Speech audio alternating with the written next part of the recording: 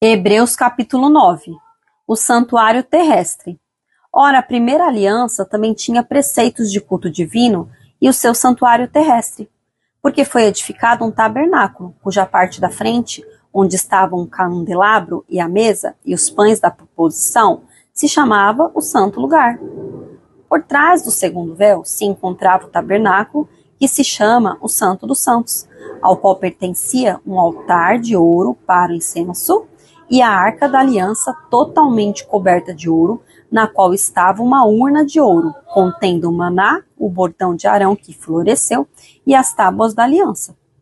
Sobre a arca estavam os querubins de glória, que com a sua sombra cobriam o propiciatório.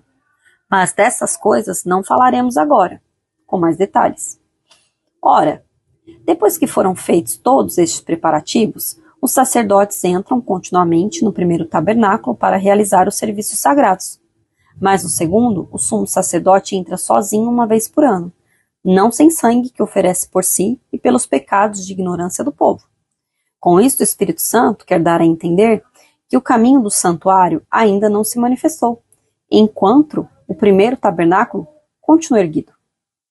Isto é uma parábola para a época presente, na qual se oferecem dons e sacrifícios, embora estes, no que diz respeito à consciência, sejam ineficazes para aperfeiçoar aquele que presta culto, pois não passam de ordenanças da carne, baseadas somente em comidas, bebidas e diversas cerimônias de purificação impostas até o tempo oportuno de reforma.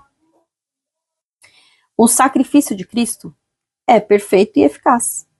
Quando, porém, Cristo veio como sumo sacerdote dos bens já realizados, mediante o maior e mais perfeito tabernáculo, não feito por mãos humanas, quer dizer, não desta criação, e não pelo sangue de bodes e de bezerros, mas pelo seu próprio sangue, ele entrou no santuário, uma vez por todas, e obteve uma eterna redenção.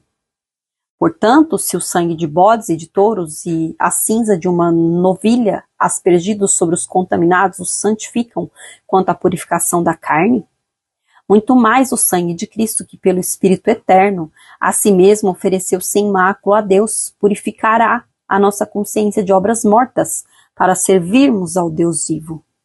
Por isso mesmo, ele é o mediador da nova aliança, a fim de que os que foram chamados recebam a promessa da herança eterna, visto que houve uma morte para a remissão das transgressões que foram cometidas sobre a primeira aliança. Porque onde há um testamento é necessário constatar a morte de quem o fez. Sim, porque um testamento só é confirmado depois da morte de quem o fez, pois de maneira nenhuma um testamento tem força de lei, enquanto ainda vive quem o fez.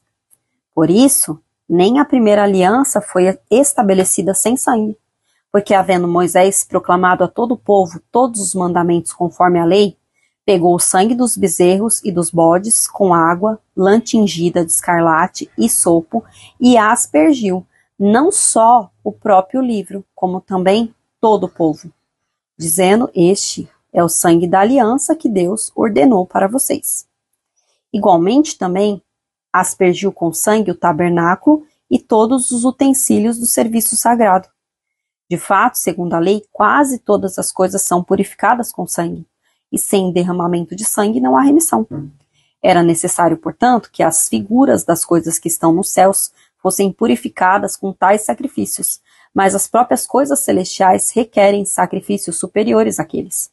Porque Cristo não entrou em santuário feito por mãos humanas, figura do verdadeiro santuário, porém no próprio céu, para comparecer agora por nós diante de Deus.